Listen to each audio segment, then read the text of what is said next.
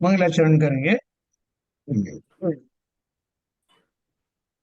ओम नमः सिद्धेभ्य। जय श्री ओम नमः सिद्धेभ्य।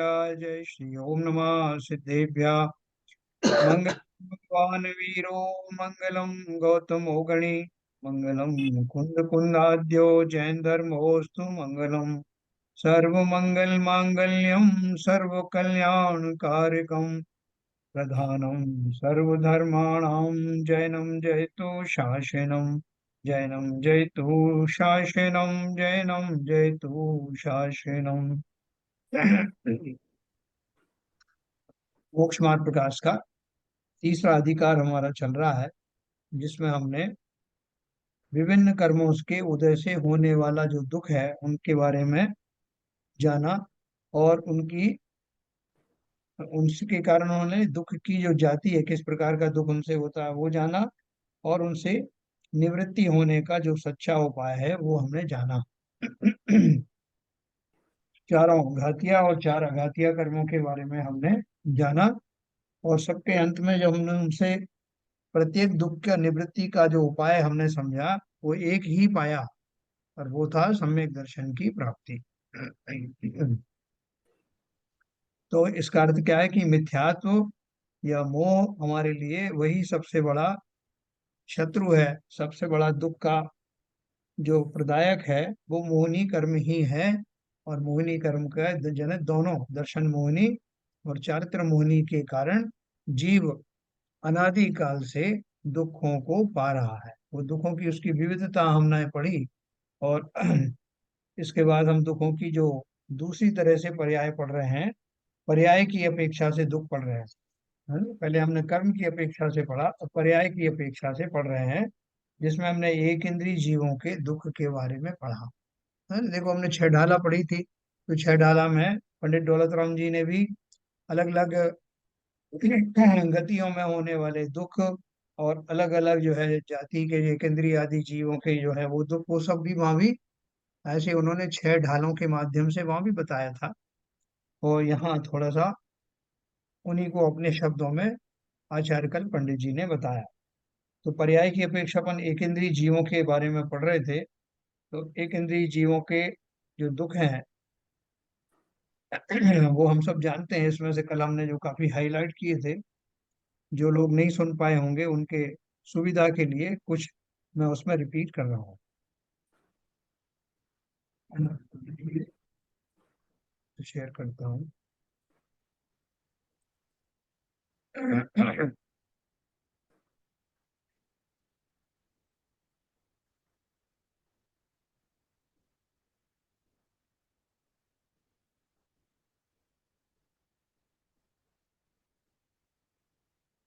पहली बात तो अपन ने ये पढ़ा था कि एक इंद्रिय जो है संसार में कितने काल से है।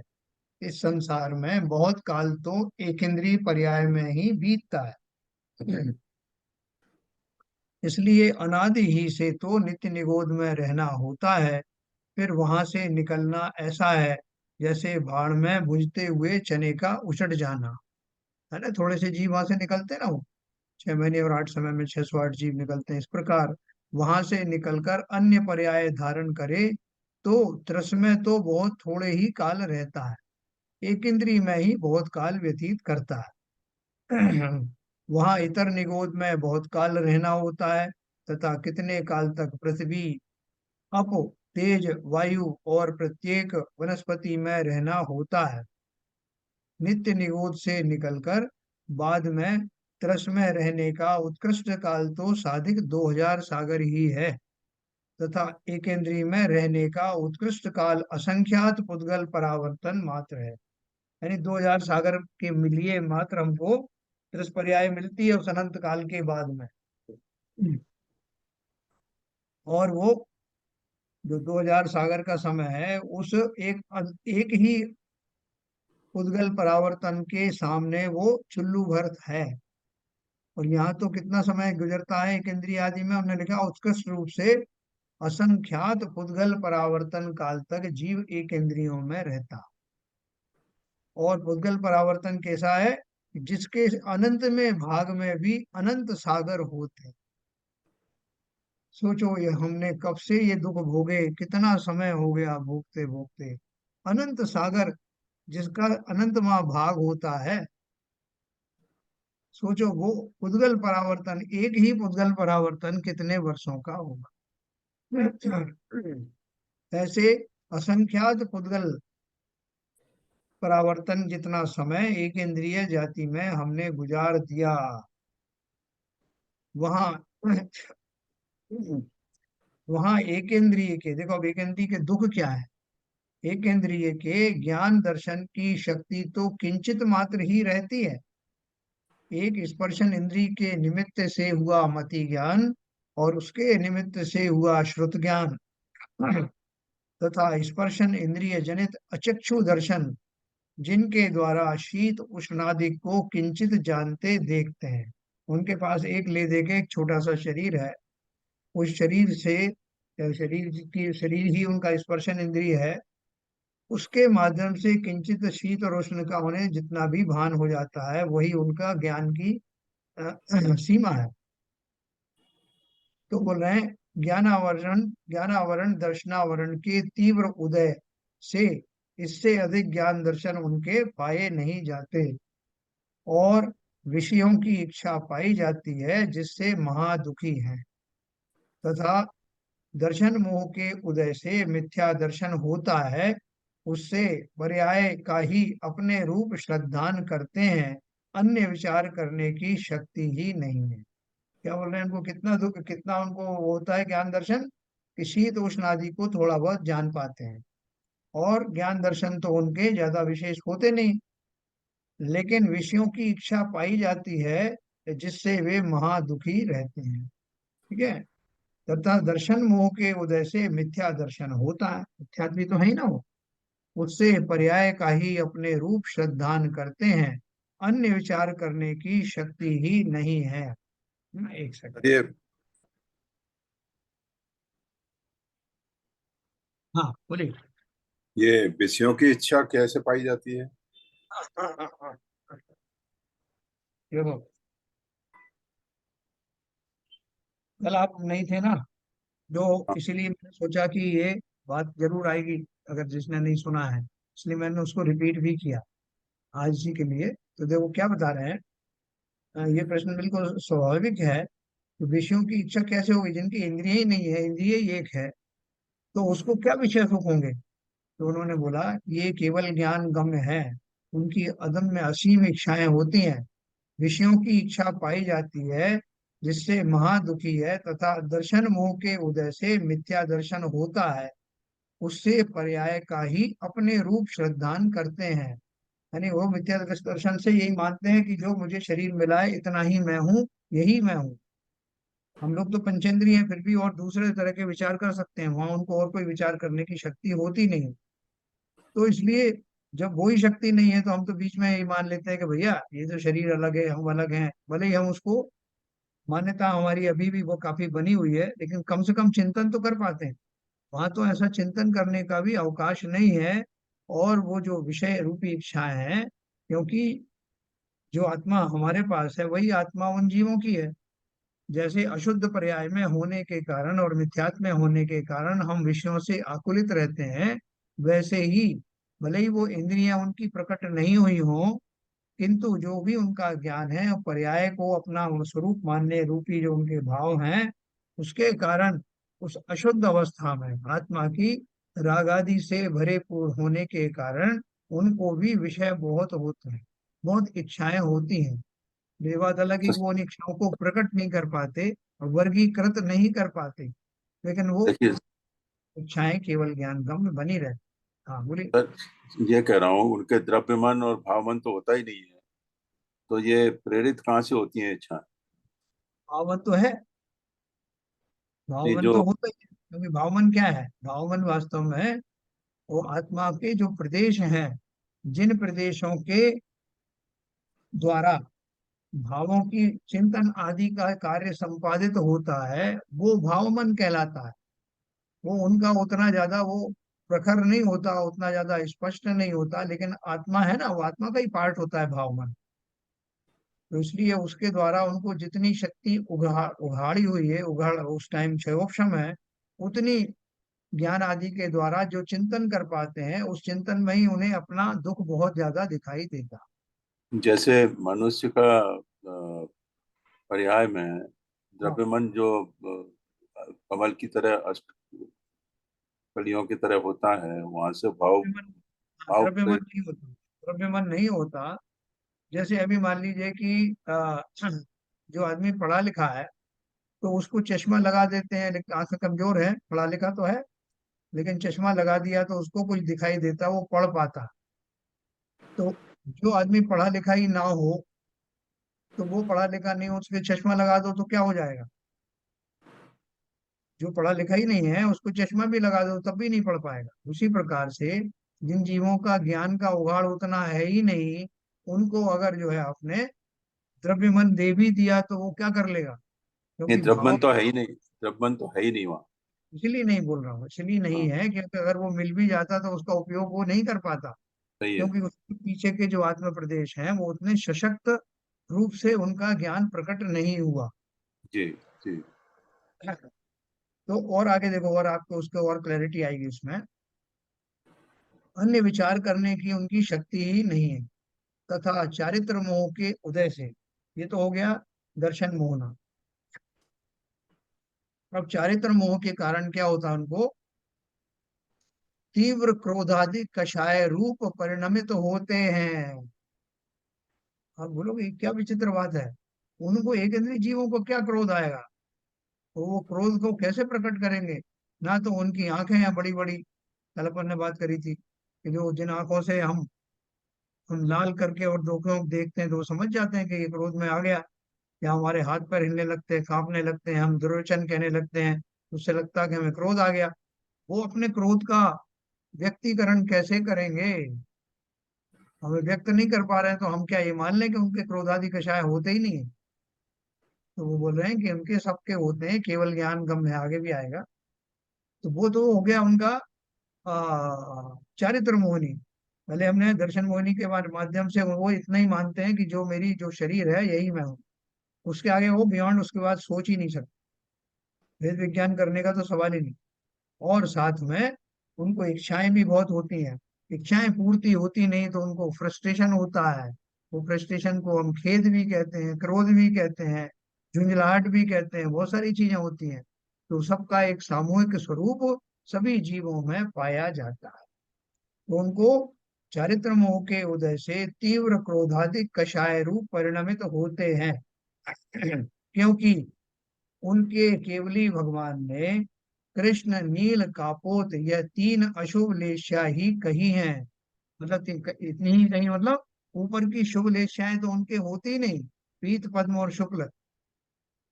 इससे आप अंदाज लगा लीजिए कि जिन जीवों के सदाकाल कृष्ण नील कापोत रूपी जो लेशाएं बनी रहती हैं, उनकी जो कषाएं हैं वो कितनी बलवती होंगी।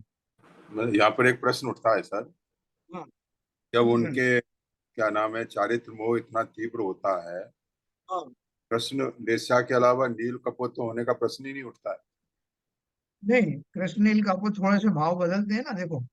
जो कापोत पर्याय है सबसे नीचे वाली इनकी तीनों में से, अपन समझते हैं जो कापोत नाम की जो लेशा है, उसकी जो चरम सीमा जब आ जाती है तो उसका एंड पॉइंट जो है वो खुलता है नील कषाय। नील कषाय वहां से शुरू होती है, फिर नील कषाय जहाँ एंड होती है वहां से कृष्ण कषाय शुरू होती है, और फिर कृष्ण जो है फुल फॉर्म में जाती है। तो इन जीवों के बदल बदल करके किंचित थोड़ी कम ज्यादा इन रेंज में ही रहती है। इन तीनों रेंज के अतिरिक्त वो उसके ऊपर जाती नहीं है। तो बहुत कृष्ण लेस्या वाले भाव होंगे, कभी थोड़े से हल्के हुए तो काप नील भाव हो गए, नील वाले हो गए, फिर कभी उससे हल्के हुए तो कापोद वाले हो गए। लेकिन पीत पद्म और शुक्ल ऐसी शुभ लेस्या रूप भाव उनके कभी होते नहीं हैं। ठीक है सर। तो ठीक है। वहां कषाय तो बहुत है, कषाय तो बहुत है, और शक्ति सर्व प्रकार से महाहीन है। इसलिए बहुत दुखी हो रहे, कुछ उपाय नहीं कर सकते।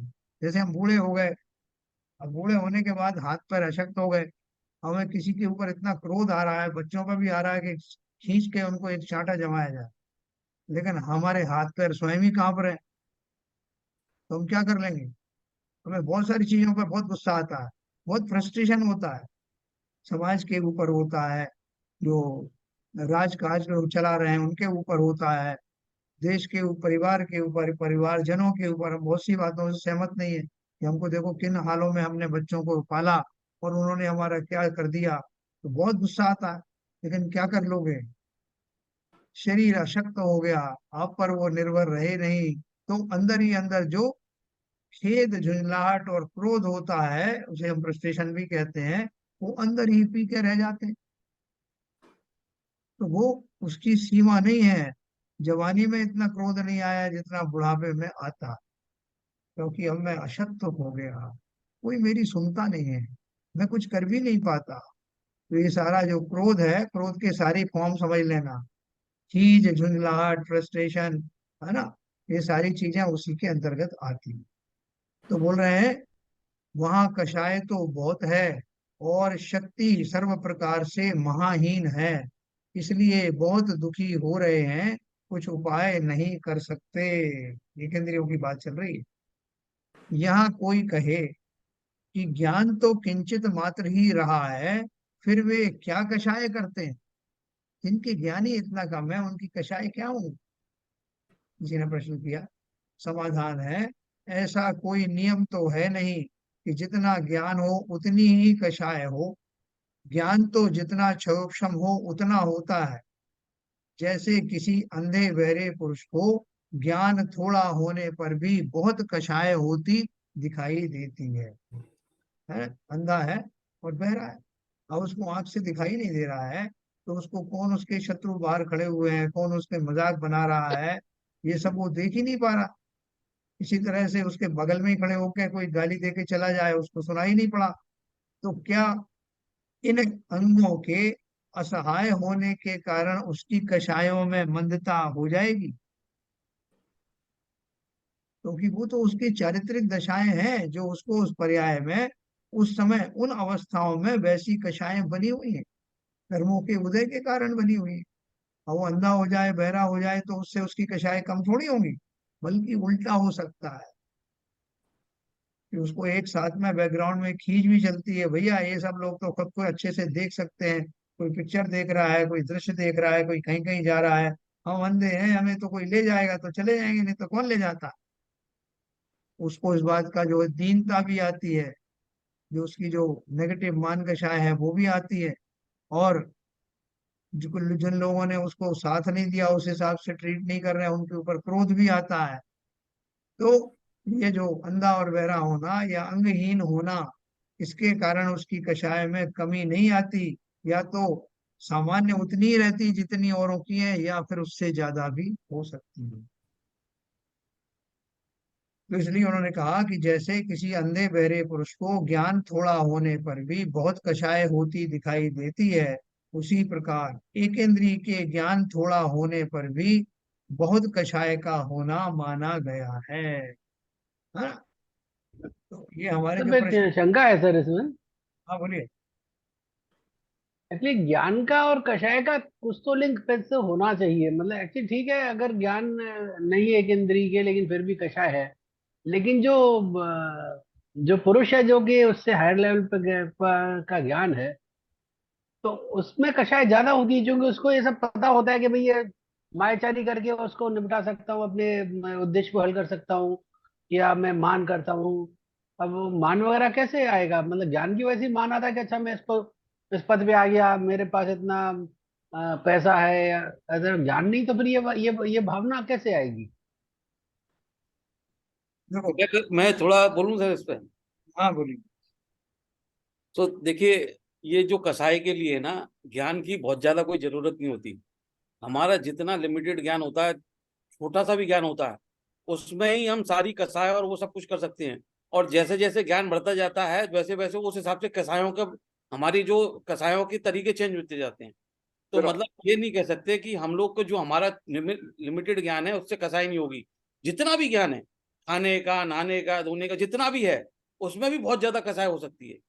और ज्ञान हो गया तो उससे और कसाई की प्रकृति चेंज हो जाती है। फिर वो छोटी कसाई उसमें नहीं आता उनको गुस्सा, तो उनको बड़ी चीजों में गुस्सा आता है, उनका फिर कंपैरिजन उनसे होता है। तो मेरा ऐसा सोचना है कि कसाय विद्यमान रहती है, ज्ञान इतना अच्छा, बहुत जैसे मान लीजिए, ठीक है, आप जैसा कह रहे हैं, मान लीजिए मान कषाय है, तो अब वो जो एक इंद्री जी बोल रहे हैं उनके ये कषाय होगी? 1 मिनट मैं जरा जोड़ना चाहूंगा इसमें। हाँ, जैसे कषायों को 4 भागों में विभाजित किया है, क्रोध, मान, माया, लोभ। ये जो जो एक इंद्रिय जीव के कषाय की बात हुई है, वो क्रोध के कषाय की केवल बात हो रही है। ना ना ना हम ना, वहाँ क्या क्रोध सर? आदि की बात है, क्रोध आदि की बात, सभी कषाय की बात। अच्छा, सभी कषाय की, तो उनको हाँ, मान, मान, माया, लोभ, ये ये किस तरह से आप प्रतिभाषित करेंगे? हाँ, देखो ऐसा है कि ये जो जो कषाय हैं हमारी तो प्रकट हो जाती हैं। जैसे मैंने बताया ना, हमें इसी बात का ताज्जुब होता है कि हमारे जब क्रोध कषाय उत्पन्न होती है, हमारी आंखें आंखें लाल हो जाती हैं, हमारा शरीर कांपने लगता है, हमारी बायोलॉजी जो है डिस्टर्ब हो जाती है। और ये उसके लक्षण है। तो अगर वो लक्षण प्रकट ना हो, ये लक्षण तो बाद में प्रकट होते हैं, क्रोध तो पहले ही उत्पन्न हो जाता है। तो अगर ये लक्षण उत्पन्न ना हो किसी कारण से, हमारी उतनी इंद्रियां ही नहीं है, आंखें ही नहीं है हमारे जो है, और हाथ पैर नहीं जो हम चला सकें, तो अगर वो इंद्रियों का अभाव रहे तो क्या फिर भी क्रोध आदि कषाय उत्पन्न नहीं होंगे? नहीं, क्रोध तो उत्पन्न होगा, मगर मान किस लिए करेगा, माया किसके साथ करेगा, लोभ किसका करेगा?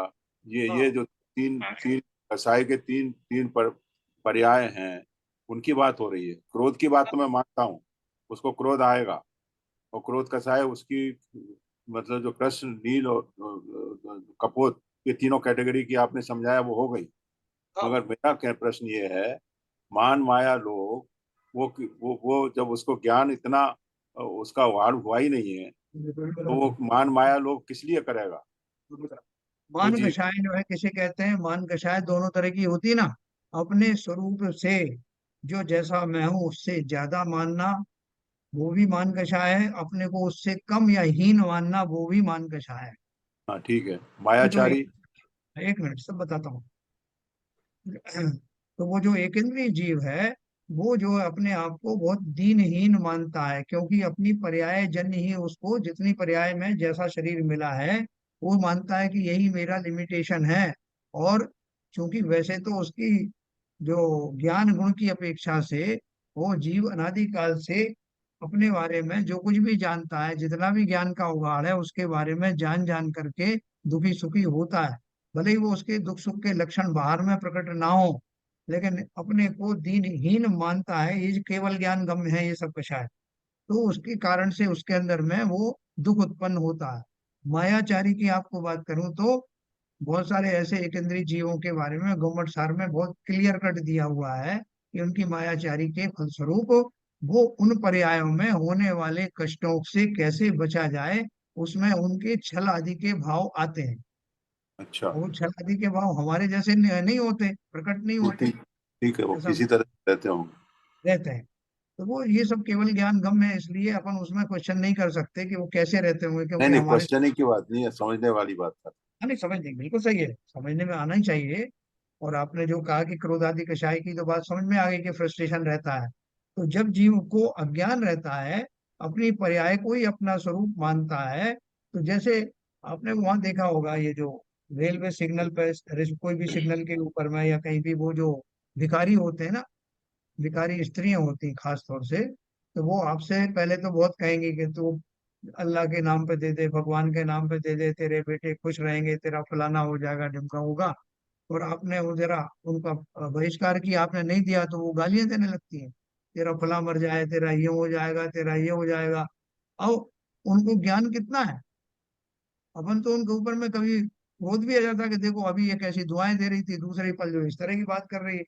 और इनको ज्ञान भी नहीं है इतना, लेकिन वो दोनों दोनों कैटेगरी के वो उनके ऊंचे नीचे भावों में कितना अंतर आता है। तो अपन छोड़ देते हैं कि इनको चलो कोई ज्ञान ही नहीं है इसलिए इस तरह की बात कर रहे हैं। लेकिन वो ज्ञान कम होने के बावजूद भी इस तरह के उनके भाव, चूंकि मनुष्य हैं इसलिए प्रकट होते हैं। अगर मनुष्य ना हो, उससे नीचे के क्षुद्र जीव हो, तो वो प्रकट भी होते नहीं। तो जो विपरीत दशाएं उनको मिलती रहती हैं, उन दशाओं में उनको इस तरह के भाव होते हैं। जैसे जैसे इंद्रियां बड़ी इंद्रियों वाले जीव होते हैं त्यों तो हमें उनका जो ये कषाय प्रकट दिखाई देती हैं।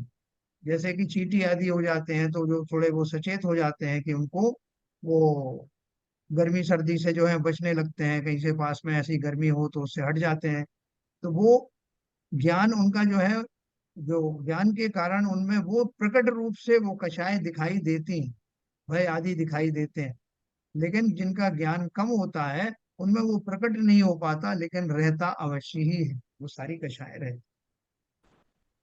ठीक है सर। तो इसलिए देखो आगे लिखा है उन्होंने, इसका आंसर भी दिया है। तथा बाह्य कषाय प्रकट तब होती हैं जब नहीं, कषाय के अनुसार। ललित ललित जी का समाधान हुआ कि नहीं?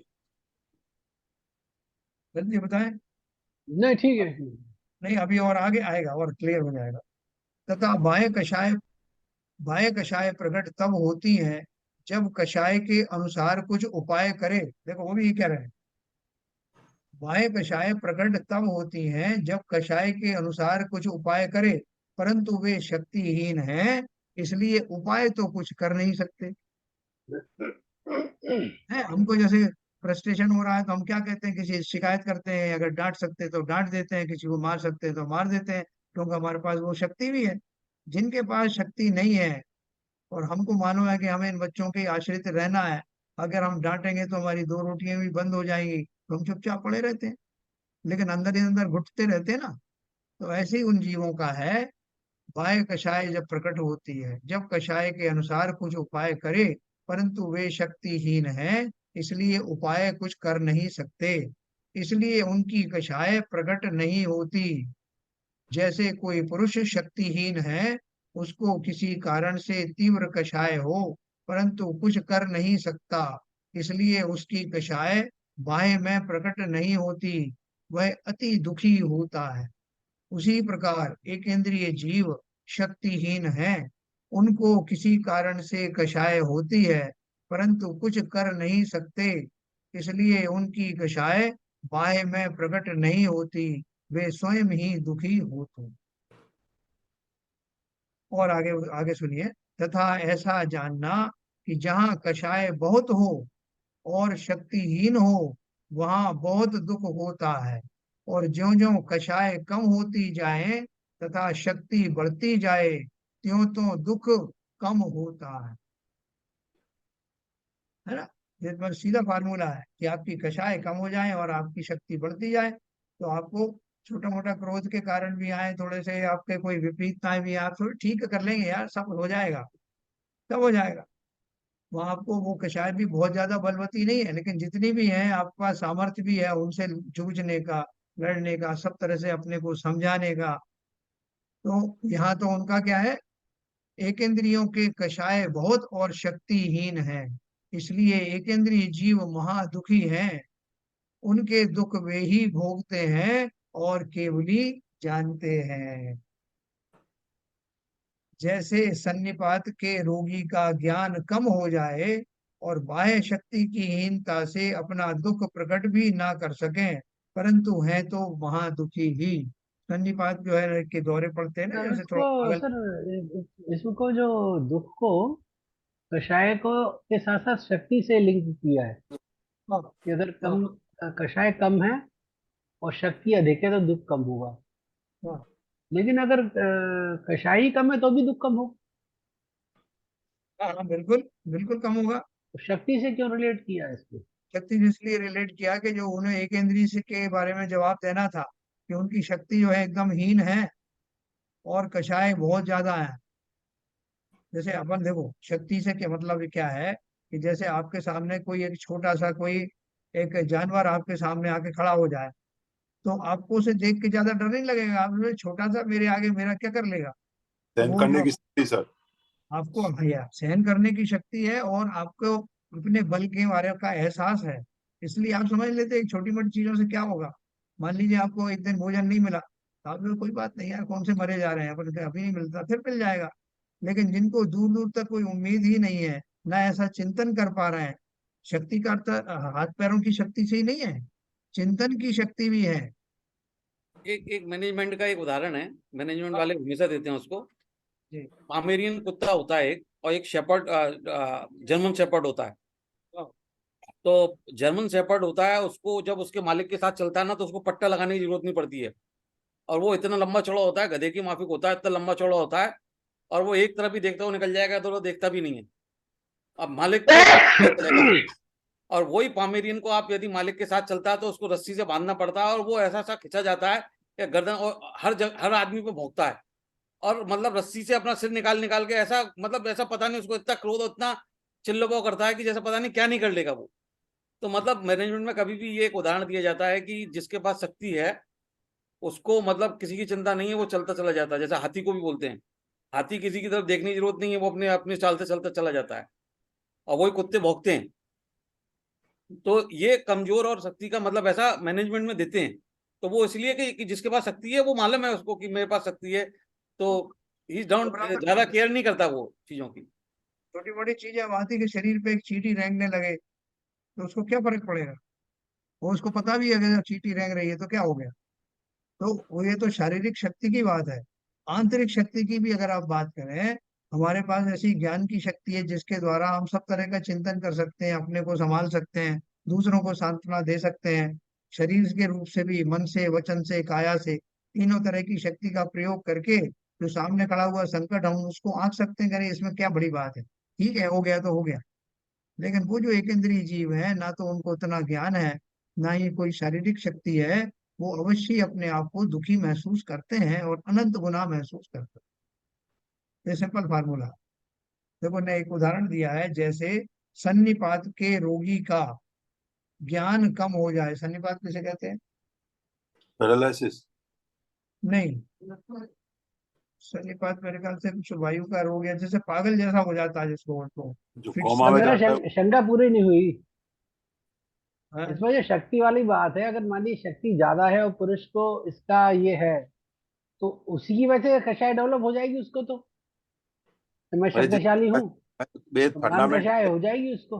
ललित जी, फंडामेंटल ये है उसकी कसाई कम है। पहले ये बेस फैक्टर आपने ये माना है, तो उसको वेरी मत कीजिए। जिसकी कसाई कम है और अगर उसमें शक्ति ज्यादा है तो वो सहन सहन करने की शक्ति उसमें ज्यादा है, उस शक्ति की बात हो रही है। आप उसको कसाई को ही बढ़ा देंगे तो फिर वो जो बेसिक फैक्टर है वही गलत हो जाएगा। ये दोनों सबसे चीजें बढ़ाओ। ये जो है हमारे अंदर में, अगर कषाय थोड़ी कंपेरेटिवली मान लो ज्यादा भी है, सपोज करो ज्यादा भी हो, लेकिन हमारी सहन शक्ति जो है वो उसके प्रोपोर्शन में है, उतनी है, तब भी हम दुखी नहीं होंगे। लेकिन वहां तो उल्टा हो रहा है कि उनकी कषाय जो है वो हमसे भी ज्यादा है और शक्ति सहन करने की और कम है, इसलिए दुखों का अनुपात उनका ज्यादा हो। ये ललित जी की बात का मैं जवाब देता हूँ। ललित जी देखो, यदि कोई शक्तिवान है और वो उसकी कसाय बढ़ जाती है तो वो बहुत दुर्दांत बन जाता है, बहुत ज्यादा दुर्दांत बन जाता है वो, और उसकी तो मतलब फिर अपरंपार हो जाता है। लेकिन जनरली जो शक्तिवान होते हैं उनकी कम रहती है मतलब कसाय। जैसे आप देखो, एक ग्रुप ले लो बच्चों आदमियों का, बच्चों का, जिस बच्चे में जहां पर एक पतला दुबला एक छोटा सा बच्चा होगा एक ग्रुप में और लंबे चौड़े बच्चे होंगे, तो वहां आप देखोगे जो छोटा बच्चा है वो, जो पतला दुबला है उसके, वो ज्यादा क्रोध आता होगा उसको, वो ज्यादा चिढ़ता होगा। तो एक ये प्रकृति के हिसाब से एक मेरे ख्याल में एक नियम है या कुछ ऐसा है कि जिसके पास शक्ति होती है वो, हम बोलते हैं ना कि अब जिसके पास शक्ति होती है वो ज्यादा लोड ले सकता है, वही वाली बात है। नहीं, नहीं देखिए नहीं, सर, ऐसा नहीं, शक्ति के साथ तो अहंकार आएगा, बहुत सारी चीजें आ सकती है, वो तो चले जी, अलग गुण है एक्चुअली। चलें जी। हम्म। बेसिक फैक्टर जो एस के जैन साहब ने बोला, तो डेटम जो डिफाइन की है जिसकी कसाई कम है, उस फैक्टर को आप वेरी मत करिए। अब हाँ। जिसकी कसाई कम है, अगर उसकी शक्ति ज्यादा होगी और एक जो है इसकी शक्ति कम है, तो जिसकी सहन शक्ति की कम कम होगी उसको, उसके कंपैरिजन में जिसकी शक्ति ज्यादा है उसको दुख कम होगा। बेसिक फैक्टर ये है। नहीं, मैं जैन साहब की बात को मैंने काटा नहीं है, बिल्कुल नहीं भी नहीं, नहीं काटा काटा। नहीं, काटा नहीं, उनका सवाल नहीं, यही था। हाँ नहीं, बात यह है कि जिसके मतलब जैसे उनका ललित जी ने भी बोला ना कि जिसकी शक्ति है तो उसको क्रोध ज्यादा आ सकता है और वो बहुत अहंकार हो सकता है। तो सर, जिन, क्रोध ज्यादा आ सकता है, क्रोध का तो डेटा आपने फिक्स कर दिया। हाँ नहीं, वो क्रोध का वो तो डेटा एक जनरल जनरल नहीं नहीं जो नहीं, बात हो जो रही है उनका ना। प्रश्न, जो उसका प्रश्न है उसको डाइवर्ट मत करिए। नहीं नहीं, मैं डाइवर्ट नहीं कर रहा हूँ। एक सेकंड सुनो। जैसे मान लो एक इंद्रियों के कषाय बहुत और शक्तिहीन, उन्होंने दो दो चीजें, दो फैक्टर दिए। मान लो ये शक्तिहीन की बात नहीं आती, खाली इतना ही आता कि एक इंद्रियों के कषाय बहुत होते हैं, हाँ बाकी लोगों के कषाय कम होते हैं, तो इससे काम चल जाता। लेकिन इसके साथ साथ उनकी शक्ति भी कम है, ये एडिशनल फैक्टर है। जैसे हम कहें कि जो यूएस है, यूएस की जो पॉपुलेशन है हमसे एक चौथाई है, ठीक है। तो इससे ही हम समझ जाते हैं कि हमारी जो पॉपुलेशन बहुत ज्यादा है, ये स्वयं ही अपने दुख का कारण है। फिर बोले और हमारा जो एरिया है वो उससे एक चौथाई है, तो ये और जो है बढ़ाने वाली बात हो गई ना, कि हम उनसे पॉपुलेशन में भी ज्यादा है और हमारे पास एरिया भी कम है, तो हमारे दुख और ज्यादा हो गए। तो इसलिए उन्होंने दोनों चीजें एक साथ बता दी है, दोनों फैक्टर।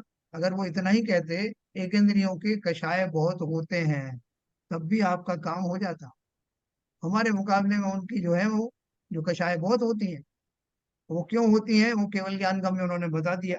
अब उसके अलावा एडिशनल पॉइंट ये बताया कि इसके अलावा उनकी शक्ति भी कम होती है, सहन शक्ति कह लो या जो भी शक्ति कह लो, तो इसलिए भी वो दुखी और ज्यादा है। दोनों फैक्टरों को आप एक साथ क्यों मिला रहे, अलग अलग चलो, ठीक है साहब। तो हमारे अब ठीक। जैसे मनुष्यों में है, मनुष्यों में दो तरह के दो मनुष्य खड़े हैं। तो एक जो है बहुत बलशाली भी है और बहुत ज्यादा वो आ, हाथ से पैर से चिंतन से सब तरह से बहुत बलशाली है, लेकिन उनकी कषाय जो है बहुत, कषाय भी बहुत ज्यादा है। और एक व्यक्ति जो है वो उतना बलशाली नहीं है, लेकिन उसकी कषाय कम है। तो मुख्यतः तो कषाय गवर्न करता है कि वो कितना दुखी है। ये तो एडिशनल फैक्टर है कि अगर मैं कषायहीन, मैं बलहीन भी हूँ तो मुझे और ज्यादा दुख होगा। ये दूसरा फैक्टर है। अब जो आदमी कौमा में रहता है, हाँ जो प्रकट नहीं कर सकता है कुछ भी, उसके अंदर जितने कसाय हैं, जितना दुख है, वो कैसे प्रकट करेगा? वही लिखा है यहाँ पर। हाँ, सन्निपात कम इसलिए होता है, बाह्य शक्ति चिंता से अपना दुख प्रकट भी नहीं कर सकती। वही ज्ञान कम हो, देखो आगे लिखा है उन्होंने, जैसे सन्निपात के रोगी का ज्ञान कम हो जाए, है ना, बीमारी में किसी को जैसा उसको कोई सूझ नहीं रहा, उसका दिमाग नहीं चल रहा है, तो ज्ञान कम हो जाए और बाह्य शक्ति की हीनता से अपना दुख प्रकट भी ना कर सके। पैरालिटिक अटैक हो गया उसको, और हाथ पैर भी नहीं चल रहा है, मुंह से बोल नहीं पा रहा, परंतु वह महादुखी है, बाहर वही में तो। तो प्रकट नहीं कर पा रहा। उसी प्रकार एक इंद्रिय का ज्ञान तो थोड़ा है और बाह्य शक्तिहीनता के कारण अपना दुख प्रकट भी नहीं कर सकता, परंतु महादुखी है ना। केवल ज्ञानी ने जाना है कि अंदर में उसकी कषाय इस प्रकार की होती हैं, प्रचुर मात्रा में होती हैं, कि उससे वो दुखी रहता है। साथ साथ उन्होंने एडिशनल पॉइंट ये भी बताया कि वो प्रकट भी नहीं कर सकता, और ये भी वो जानता है कि मैं प्रकट नहीं कर पा रहा हूँ, कोई मुझे सुनने वाला नहीं, देखने वाला नहीं, तो ये उसका एडिशनल दुख का कारण बनता है। कि अपन भी बोलते हैं ना, देखो कोई हमारे यहाँ जो कोई बुजुर्ग आदमी है, उसके बोली भी चली गई, हाथ पैरों में कष्ट है, ये तो हमको प्रत्यक्ष लग रहा है, अनुमान से भी पता लगा रहे हैं, लेकिन अपन को, हमको दुख होता है कि वे बेचारे को कितना दुख हो रहा होगा, ये बता भी नहीं सकते, इनकी बोली चली गई। तो उसी प्रकार से उनके जो एकंदरी जीवों के दुखों का जो वर्णन है वो कितना होता है, उनकी लेशाएं कैसी होती है, सब अपन ने जाना। क्योंकि अपन एक इंद्रिय जातियों में रहे, अगर एक इंद्रियों में कोई कष्ट नहीं होते, ज्यादा नहीं होते, तो उनका ये बखान क्यों करते। इतने इतने अनंत वर्षों से जीव एक इंद्रिय में रहा है, तो पड़े पड़े रहते ना कि ठीक है साहब, हमें तो ज्ञान भी कम है, तो इसलिए कोई कष्ट हमें भाषित ही नहीं होते। इसलिए उन्होंने बताया कि केवल ज्ञानी ने जाना है कि एक इंद्रियों के दुख जो है, दुखों का समूह कई गुना हमसे पंचेंद्रियों से ज्यादा होता है, और शक्ति हमारी अपेक्षा से बहुत मिनिमम होती है। सहन शक्ति कह लो, काय शक्ति कह लो, उनके वचन तो होते नहीं, मन होता नहीं, तो काय बल ही होता है, वो भी छोटा सा। तो इस तरह से वो वह दुखी है, तरा तथा अंतराय के तीव्र उदय से चाहा हुआ बहुत नहीं होता, इसलिए भी दुखी ही होते हैं। उनको एक और अंतराय का जो उदय रहता है, जिसकी वजह से जो वो चाहते हैं वो उनको मिलता नहीं, वो इच्छाएं उनकी पूर्ति होती नहीं। अब आप बोलोगे कि उनकी इच्छाएं होती क्या है, तो वो उसका उन्होंने पहले ही बता दिया इच्छाएं तो समस्त जीवों की बनी रहती हैं। 4 तरह की जो संज्ञाएं अपन ने पढ़ी ना, आहार, भय, मैथुन और परिग्रह, ये सभी जीवों के, चाहे एकेंद्रीय हो चाहे पंचेंद्रीय हो, सभी जीवों की ये अर्जिज, ये नेसेसरी चीजें जिन्हें संज्ञा कहा जाता है, ये सभी जीवों के होती हैं। उन्हें भय हमेशा लगता है, आहार की वांछा होती है। आहार, भय, मैथुन, अब आप बोलोगे उन जीवों के और इंद्रिय नहीं है तो मैथुन आदि क्यों होगा? लेकिन वो इंद्रियों के माध्यम से तो वो प्रकट होता है, लेकिन वो भाव तो जीव के अंदर में संस्कारवश बने रहते हैं। ये 4 प्रकार की जो संज्ञाएं हैं, उनके निमित्त से जीवों में बहुत सारे कषाय पनपते रहते हैं, और वो उनको प्राप्त होते नहीं है, क्योंकि उन शरीरों में, उन गतियों में वो गया ही इसलिए है कि उसके 8 कर्मों में से एक कर्म अंतराय भी था, जिसके कारण से उसे वो सब नहीं मिल रहा है जो कि दूसरी पर्यायों में मिलता है, मिल सकता है। तो इसलिए अंतराय का तीव्र उदय होने से उसे वो चाहिए हुई वस्तु है कि मैं इससे निकल जाऊं, काश मेरा एक इंद्रिय पर्याय समाप्त हो जाए, तो नहीं होगी।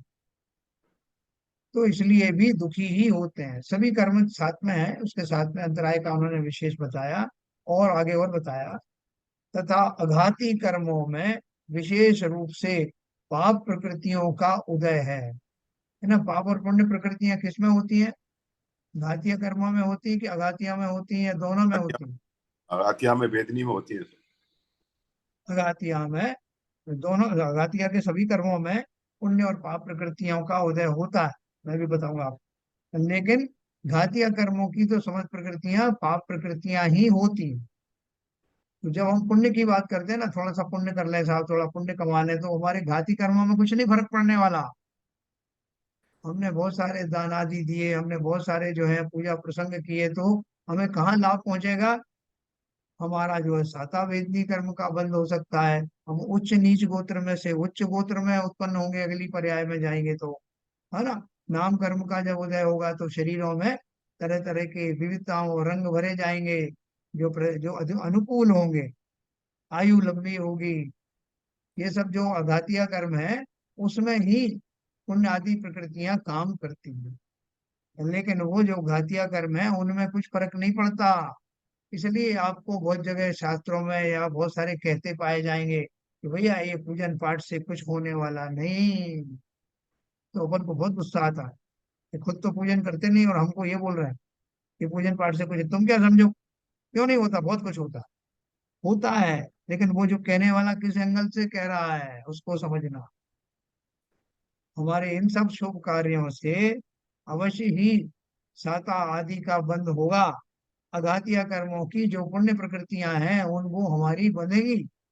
लेकिन वो जो घातिया कर्मों की जो पाप प्रकृतियां हैं, उनका दूसरे ही तरह से उपचार किया जा सकता है। सब में एक ही तरह का उपाय नहीं चलेगा। तो वो क्या उपाय है, ललित जी बताओ? वो जो घातिया कर्मों से जनित पाप कार्य हैं, वो मेरे इन शुभ कार्यों से मतलब प्रभावित नहीं होते, तो मैं क्या करूं? उनको ठीक करने के लिए क्या करूं? और क्या उपाय सम्यक दर्शन। है? हमें दर्शन हो गया, और फिर वो जो मोह को कम करना है, मोहनी कर्म का। वो तो सम्यक दर्शन में आ गया ना सर। हाँ, दर्शन, सम्यक दर्शन हो गया तो मोहिनी तो अपने आप ही खत्म हो गया। सम्यक मोहिनी दर्शन में कर्म का, मोहिनी कर्म रहता है।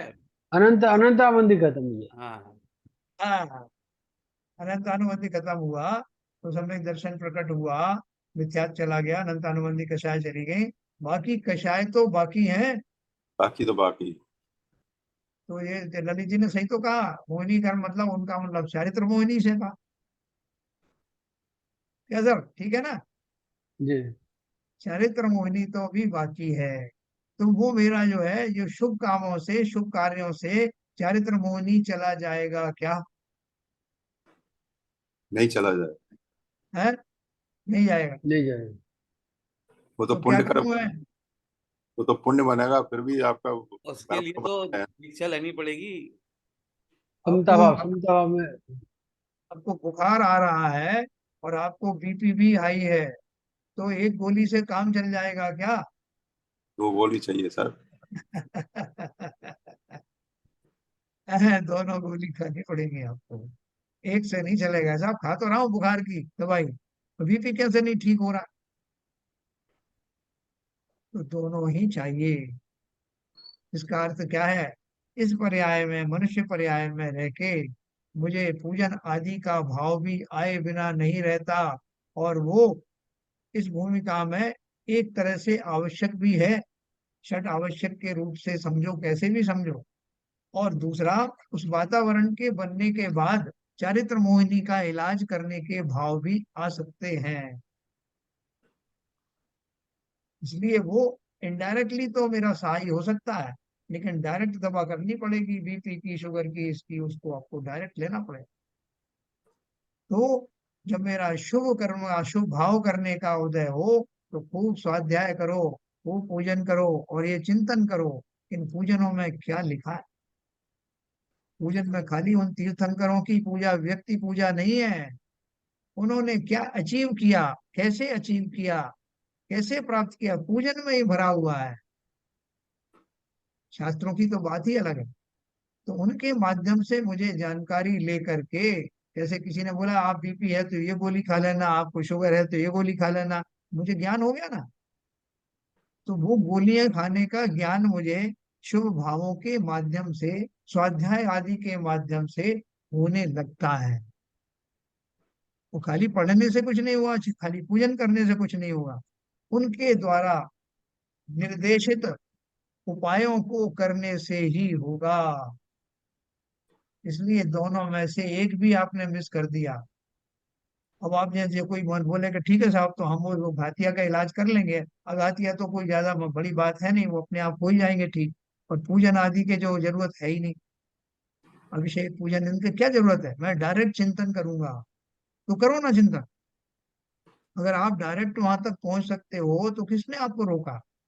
लेकिन हमारी जो प्रारंभिक दशाएं हैं, प्रारंभिक भूमिकाएं हैं, उनमें इतनी शक्ति, इतना ज्ञान होता नहीं कि उस जाति का चिंतन करने का भाव उत्पन्न हो जाए। साहब जो इसलिए निश्चयवादी है वो यही सोच के तो रहते हैं, आ, आ, आ, आ, आ, बोले मैं ही तो आत्मा हूँ, मैं चिंतन कर तो रहा हूँ। कर रहा हूँ, चिंतन कर रहा तो हूँ क्या तो क्या क्या क्या जरूरत है ढोंग रचाने की, क्या पूजा करने की और भक्ति करने की, स्वाध्याय करने की? इसलिए दोनों की ही आवश्यकता है। जब तक मेरी पर्याय में, कि मुनि भी मैं ही बनूंगा ना, वो मैं ही, मैं पहले पूजन करता था, मैं ही वो सारे धार्मिक अनुष्ठान करता था, अब मैं मुनि बन गया, अब तो मैंने पूजन भी बंद कर दी। लेकिन कब बंद करी? जब उस पूजा से मैंने अभीष्ट डायरेक्शन प्राप्त कर लिया, अपने भावों में उतनी कोमलता लेकर के आ गया, जिनेंद्र देव के गुणों से साक्षात्कार हो गया, उनकी पूजन करते करते मन गदगद हो गया, वैसा ही बनने का भाव प्रकट होने लगा, तब मैंने वो भूमिका छोड़ी, तब बना मुनि। और मुनि के महाव्रत भी एक दिन छोड़ दिए। छोड़ दिए का अर्थ क्या? अब प्रवृत्ति रूप संयम धारण नहीं रख रहा, अब तो मेरा स्वभाव ही वैसा बन गया, निवृत्ति रूप संयम हो गया। तो जब हम एक सीढ़ी ऊपर चढ़ते हैं तो नीचे वाली सीढ़ी से तभी पैर हटाते हैं जब ऊपर पैर पहुंच जाता है ना, उसके पहले हटाओगे तो ना इधर के रहोगे, उधर के ना उधर के। इसलिए दोनों ही भूमिकाओं का भली भांति निर्वाह करते हुए हमारे जीवन में दोनों की आवश्यकता है। लेकिन ध्यान रखना कि पुण्य करने का के चक्कर में ये मत भूल जाना कि मेरे जो आत्मा के जो घातकारी जो गुण हैं, उनका भी इलाज करना है। पूरी पर्याय इसी में ना निकल जाए शुभ भावों में, कि आपने पुस्तक तो बहुत पढ़ी, ज्ञान बहुत लिया, लेकिन उसका उपयोग तो किया ही नहीं। वैसे वो कोई पाक शास्त्र वाली जो गृहिणी है, उसको भोजन बनाने के लिए कोई पाक शास्त्र मिल गया किताब, तो उसमें से पढ़ पढ़ करके वो सीख रही कि जब इतना तवे का इतना टेम्परेचर आ जाए तो उसके ऊपर रोटी डाल दो, और उसके ऊपर जब इतनी हो जाए तब ऐसे पलट दो। तो पूरी पढ़ करके खुश हो रही, एक्सपेरिमेंट तो कुछ किया नहीं, तो क्या रोटी बनेगी? तो उसी तरह से हम आधा अधूरा आचरण नहीं करें, पूरा पर्याय इसी में निकल जाए वो भी जरूरी, वो भी नहीं करना। और हमारा जो उसका संज्ञान हो ही नहीं, उस संज्ञान के लिए हम अपने भावों में कोमलता ही ना लाएं, कोई भक्ति भाव ही ना लाएं, तो हमारा वहां भी टिकना मुश्किल है। ठीक है ना। तो मैंने आपको इसके माध्यम से निश्चय और व्यवहार दोनों के बारे में बताया, दोनों की अनिवार्यता बताई। तो इसलिए उन्होंने बोला अघाती कर्मों में विशेष रूप से पाप प्रकृतियों का उदय है, वहां असाता वेदनी का उदय होने पर उसके निमित्त से महादुखी होते हैं। वनस्पति है सो पवन से टूटती है। हाँ, एक इंद्रिय की एग्जाम्पल अपन पेड़ के माध्यम से दे लो। हम समझते हैं कि वो बारीक बारीक कीड़ों की बात ही है एक इंद्रियों में। ये वृक्ष आदि है, भी तो एक इंद्रिय है ना। तो एक इंद्रिय उनकी एक डाल आपने पकड़ करके तोड़ दी, उनको पानी नहीं दिया आपने 2-2 घंटे, सूख रहे हैं जो आप पौधे लगाते हो, तो उनको कष्ट होता है कि नहीं होता। तो उनके लक्षण तो फिर भी दिख जाते हैं कि वो कुमलाने लगती है, मुरझाने लगती हैं, तो अपने को पता लग जाता है। लेकिन वो दुखी है कि सुखी है, ये हम अंदाज ही लगाते हैं, कि हम केवल ज्ञानी तो है नहीं। तो वनस्पति है सो पवन से टूटती है, तूफान आए बड़े बड़े पेड़ गिर जाते हैं, तो दुखी नहीं होते क्यों। शीत उष्णता से सूख जाती है, पूरी गर्मी, सूरज चमक रहा है और हम उनके पेड़ के नीचे किंचित शांति महसूस करते हैं, लेकिन वो पेड़ बेचारे खड़े हुए हैं, वहां से भाग भी नहीं सकते।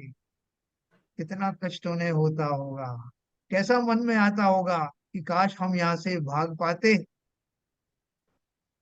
अब बोलोगे वो ऐसा चिंतन कैसे कर सकते हैं, बिल्कुल कर सकते हैं।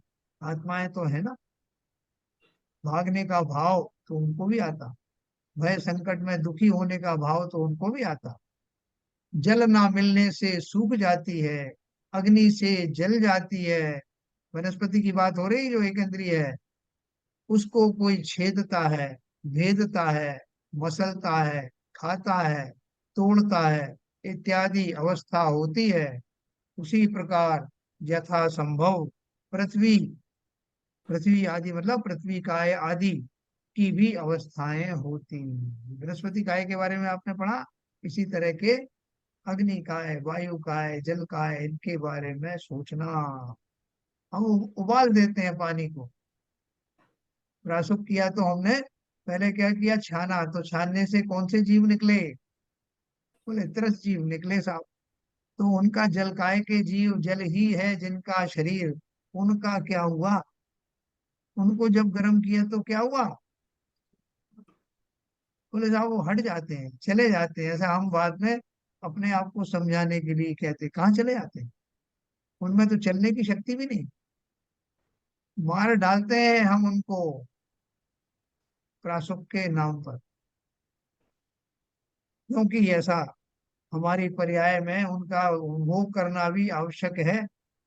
हम पानी भी पीते हैं, छान करके पीते हैं और ये सोच के पीते हैं कि हमने जल से जीवों से निष्कृत कर दिया, लेकिन फिर वो पर प्रायश्चित क्यों करते हैं फिर साहब? हाँ, देखो बहुत बढ़िया क्वेश्चन पूछा। देखो बहुत सारी चीजें अपन को आखिर तक भी क्लियर नहीं होती। मैंने उनको छान करके त्रसजीव तो निकाल दिए, लेकिन अभी जो जलकाय के जीव हैं, वो जलकाय के जीव तो वो रहेंगे ही हमेशा।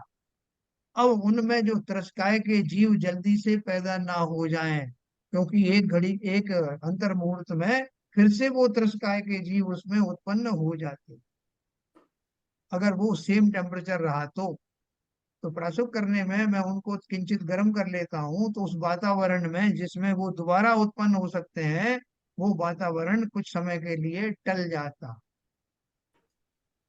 और अगर मैं 24 घंटे, तभी उसकी मर्यादा रहती ना, कि मैंने अगर मामूली प्रसव किया, थोड़ी देर ही उसको गर्म किया, तो इतने 1 घंटा, आधा घंटे की उसकी मर्यादा बढ़ जाती है। कभी उससे ज्यादा 24 घंटे, उसको मैंने बॉईल किया तो 24 घंटे तक उसकी मर्यादा होती है। मतलब 24 घंटे तक उसमें त्रस जीव उत्पन्न नहीं होंगे। जल काय के जीव तो सदा काल रहते हैं, मरते रहते हैं, उत्पन्न होते रहते।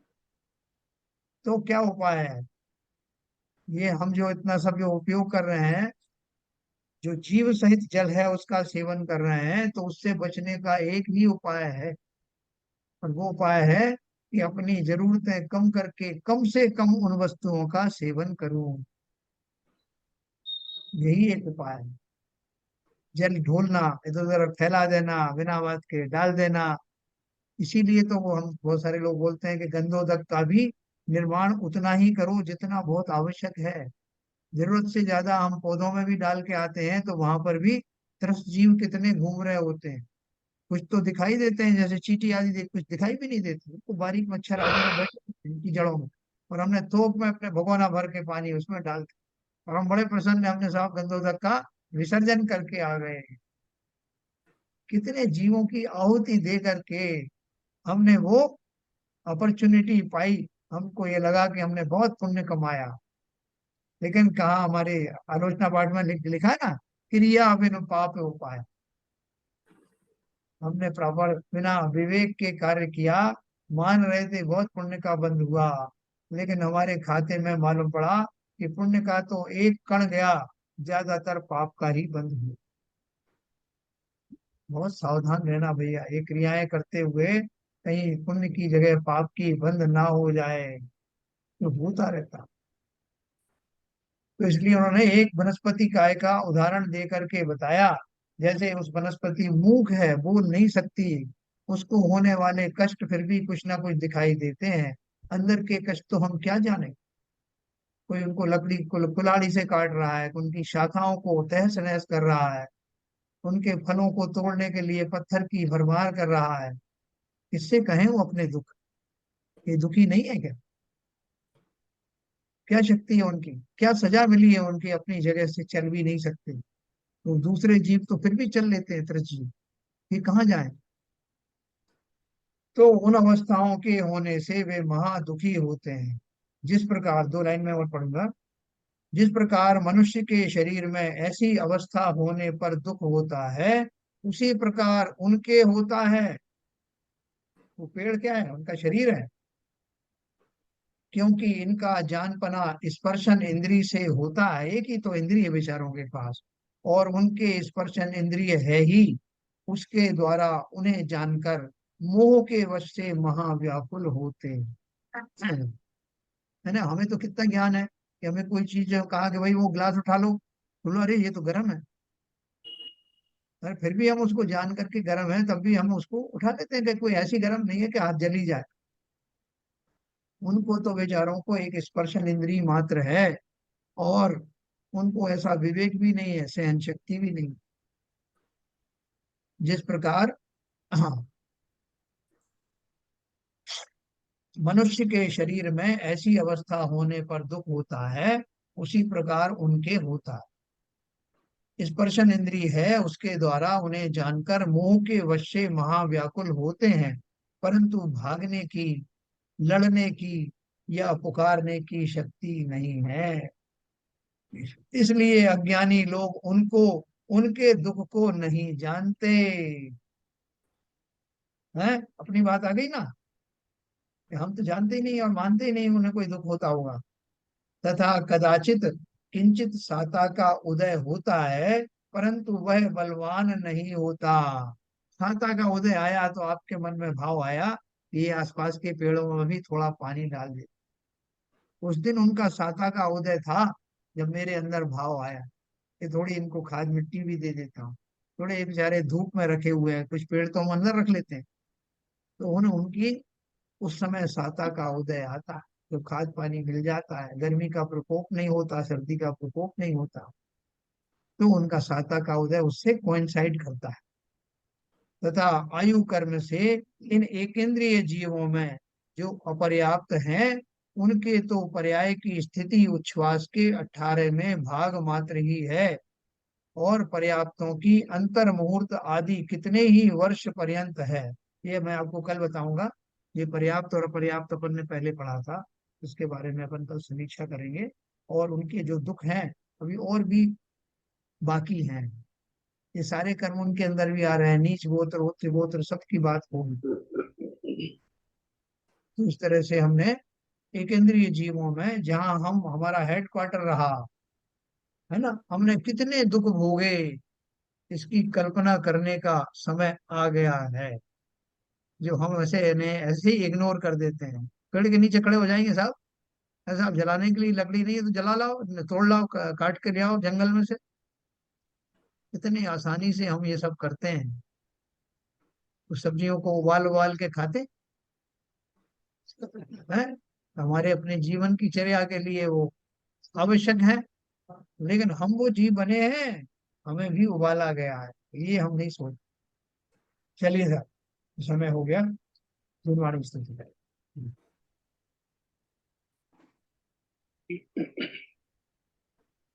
नित्यतम नाश वेको ज्ञान के प्रकाश वेको अपर भास वेको भानु सी बखानी है। छहो द्रव्य जान वेको बंध वेधि भान वेको स्वपर पिछान वेको परम प्रमानी है। अनुभव बताए वेको जीव के जताए वेको काहू न सताए वेको भव्य और हानि है। जहाँ तहाँ तार वेको पार के उतार वेको सुख विस्तार वेको यही जिन वाणी है।